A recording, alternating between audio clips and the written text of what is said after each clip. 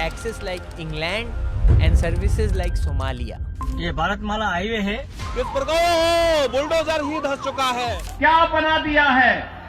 सड़क पे गड्ढा है या गड्ढे में सड़क है, कोई पता ही नहीं लग रहा है। स्टाफ की कमी है, थर्ड क्लास इंफ्रास्ट्रक्चर है, बेड का शॉर्टेज है, और अगर कोई स्पेशल केस है तो सीधा रेफर। डिबेट किस पे होगी? हिंदू मुसलमान के टॉपिक। अगर इतना पैसा होता इन लोग को 4 बारी खरीद के टिश्यू पेपर की तरह यूज करके फेंक देते। मुसलमान को खरीदने की किसी की औकात नहीं है, जो खरीदोगे। कांवड़िया जो होते हैं वो जा रहे हैं और एक सीआरपीएफ के जवान को मार रहे हैं। इंडिया में डेली 86 केसेस होते हैं। सिर्फ पिछले 3 साल में इंडिया में 13 लाख से ज्यादा लड़कियां मिसिंग हैं। पर यहाँ पर सबसे बड़ा सवाल ये उठता है कि आखिर लोग अपने ही देश को छोड़ने के लिए इतना डेस्परेट क्यों हो रहे हैं?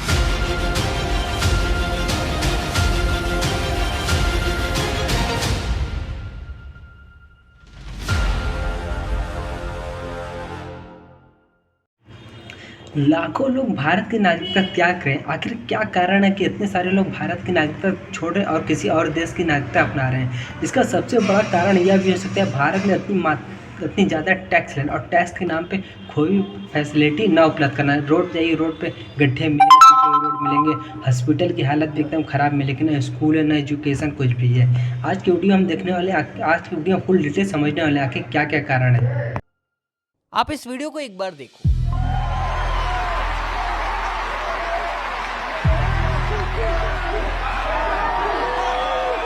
इस आदमी ने ना ही कोई बहुत बड़ा एग्जाम क्लियर करा है और ना ही कोई बहुत बड़ा सोशल वर्क किया है, तो फिर किया क्या है? इतनी ताली क्यों बज रही है? भाई साहब इंडिया की सिटीजनशिप को छोड़ रहे हैं और न्यूजीलैंड की सिटीजनशिप को अपना रहे हैं। न्यूजीलैंड एक ऐसी कंट्री जिसका साइज इंडिया से 12 टाइम्स छोटा है, एक ऐसी इकोनॉमी जो रिसेशन एंड स्टैग्नेशन के पीछे घूम रही है। सिर्फ पिछले क्वार्टर की बात करें तो 0.7% की ही ग्रोथ हुई है। व्हाई डू थिंक इतने सारे लोग हिंदुस्तान छोड़ के नागरिकता छोड़ के जा रहे हैं, और वो भी पैसे वाले लोग? जब आपके पास पैसा है उसके बाद आप क्यों रहना चाहेंगे एक ऐसे देश में जहां पर आप सांस भी नहीं ले पा रहे हैं अच्छे से? सिर्फ 2023 की बात करें तो 2 लाख से ज्यादा इंडियंस ने अपनी सिटीजनशिप को छोड़ दिया था। इस लिस्ट में सिर्फ सुपर रिच मिलेनियर्स ही नहीं, मिडिल क्लास इंडियंस भी शामिल हैं। जब ये भैया की रील वायरल हुई तो बहुत सारे लोगों ने अलग अलग कमेंट्स करे। भाई किसी ने कहा कि ये हमारे देश की नागरिकता को छोड़ करके हमारे देश का अपमान कर रहा है, तो किसी ने कहा कि भाई बहुत सही किया, हमें भी मौका मिल जाए तो हम भी छोड़ देंगे। और कुछ लोग बोले now he will be able to provide better living standards to his family.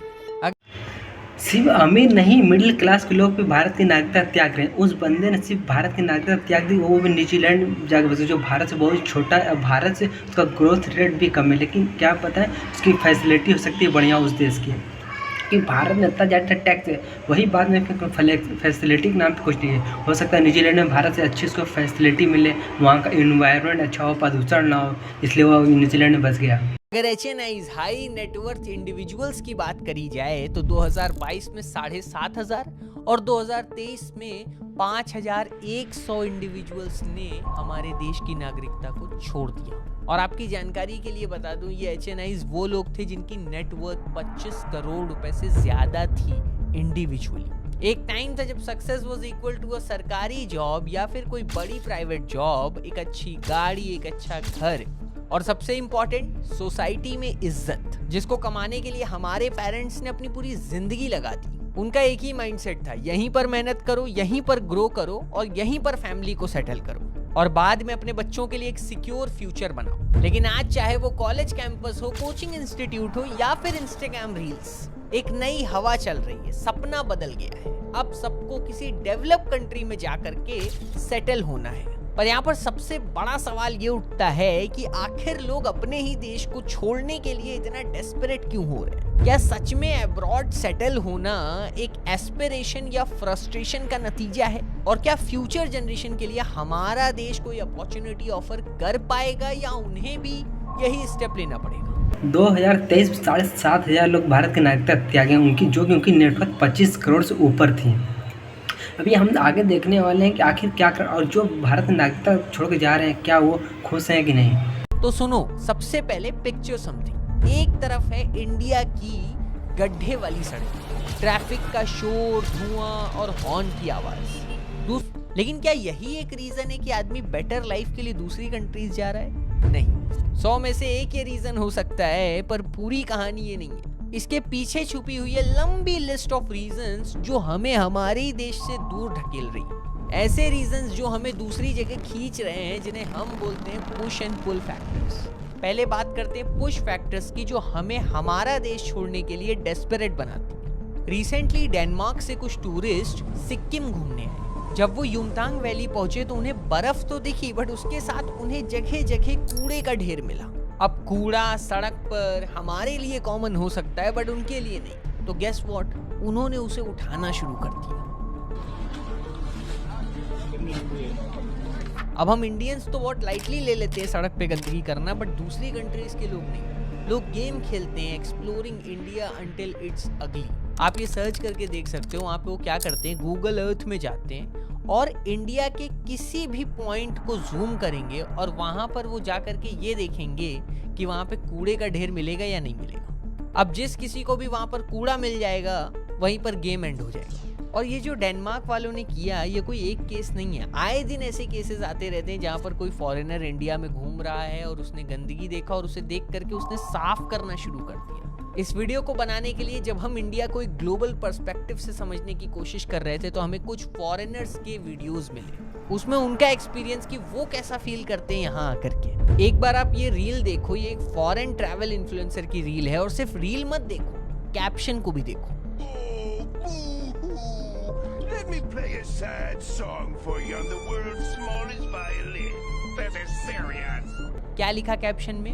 Why do you treat your own land like this?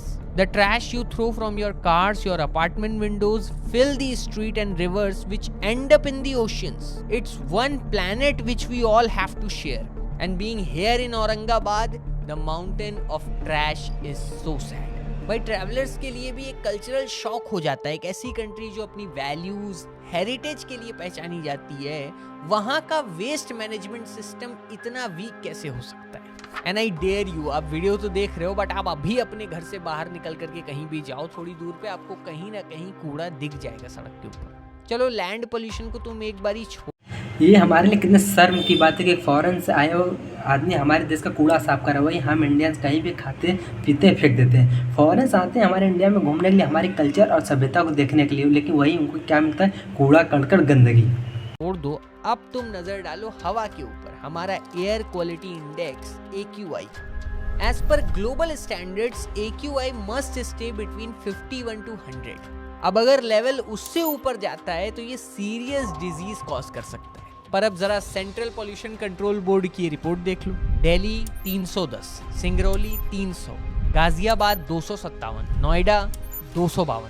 सबको याद होगा वो सीन जब निखिल कामत के पॉडकास्ट पे ब्रायन जॉनसन उठ करके चले जाते हैं सिर्फ और सिर्फ एयर क्वालिटी खराब होने की वजह से।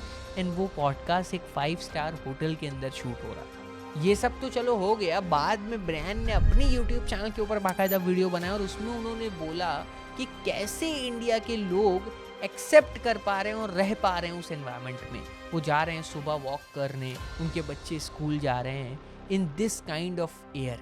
अब अगर गलती से कहीं हवा पानी साफ मिल जाए तो आता है आपकी प्लेट में रखा हुआ खाना। देखो इंडियन स्ट्रीट फूड का क्या हाल है वो तो सबको पता है, बट आप बात करते हैं आपके घर में रखा हुआ खाना, वही खाना जिससे आप समझते हो कोई बीमारी नहीं होती। रोटी आटे की होनी चाहिए पर उसमें स्टोन पाउडर मिलाया जा रहा है। मसाले पूरी तरीके से एडल्ट्रेटेड हैं, उसमें क्या क्या डाला जा रहा है आपको भी नहीं पता है। दूध सिंथेटिक हो चुका है और पनीर पाम ऑयल और लाइम का मिक्सचर बन चुका है। लिस्ट बहुत लंबी है, from cooking oil to tea powder to chemical loaded veggies. और फिर अगर कहीं बाहर खाना खाने का मन कर गया तो मैंने पूरा डिटेल वीडियो ही बना दिया है कि क्या हो रहा है बटर चिकन के नाम पर। और आपको मैं एक बार बता दूं, जब भी आप ऐसी कोई वीडियो देखोगे जहां पर एडल्ट्रेटेड फूड स्कैम्स को एक्सपोज किया जा रहा है तो वहां पर एक स्टेटमेंट सामने निकल करके आता है कि ये सारे एडल्ट्रेशन फॉरेन कंट्रीज में बैन है, बट इंडिया में इस पे कोई रेगुलेशन उतना नहीं है। यहाँ के फैंटा में आर्टिफिशियल कलरिंग है, हाई शुगर है, पर यूरोप के फैंटा में ऐसा कुछ भी नहीं। इंडिया में बिकने वाले प्रिंगल्स में तक पाम ऑयल है, पर यूएस में बिकने वाले प्रिंगल्स में नहीं है। भाई सवाल तो ये है कि आखिर क्यों गवर्नमेंट स्ट्रिक्ट रेगुलेशंस को इम्पोज नहीं करती है उन चीजों के ऊपर जो डायरेक्टली हमारे लाइफ स्पैन को कम कर रहे हैं। और खुदा ना खास्ता अगर कोई ये सब खाना खा करके या ये बात तो एकदम सत्य कि हमारे यहाँ खाना और हवा तो एकदम शुद्ध नहीं है। खाने आजकल हमारे यहाँ जो इतने कैंसर के मरीज पाए क्योंकि हमारे खाने में बहुत ज़्यादा मिलावट है। जो प्रोडक्ट फॉरेन बैन है, लेकिन वही प्रोडक्ट हमारे में आराम से धड़ल्ले से बिक रहा, सरकार कोई एक्शन नहीं ले रही है।